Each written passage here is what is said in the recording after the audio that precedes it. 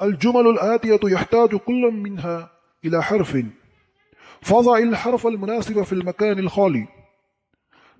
آنے والے جملوں میں سے ہر ایک جملہ ایک حرف کا ضرورت مند ہے، پس مناسب حرف خالی جگہ پر رکھیں.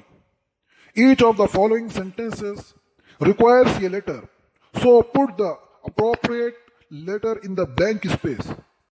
يسبح الغلام في النهر. لڑکا دریا میں تیر رہا ہے. The boy is swimming in the river. يذهب التلميذ إلى المدرسة. طالب علم اسکول جا رہا ہے. The student is going to the school.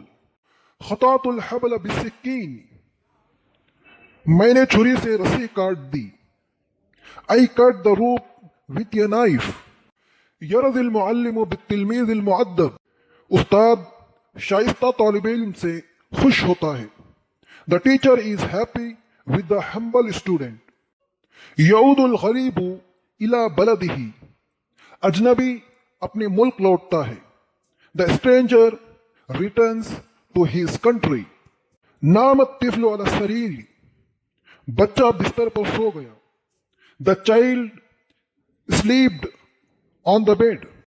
اجزاء الجملہ. جملے کے اجزاء. Parts of sentence.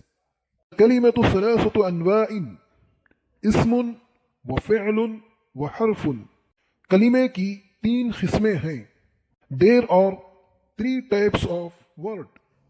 فالاسم كل لفظ يسمى به إنسان أو حيوان أو نبات أو جماد أو أي شيء آخر.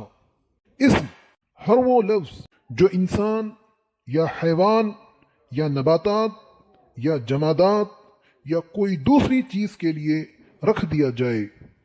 یہ noun is every word that is said for a person or an animal or a plant or an object or something etc. والفعل كل لفظ يدل على حصول عمل في زمن خاص. فعل ہر وہ لفظ ہے جو کسی خاص زمانے میں کام کے حاصل ہونے پر دلالت کرتا ہے. Verb is every word that indicates the attainment of a work in a particular time. والحرف كل لفظ لا يظهر معناه كاملا إلا مع غيره.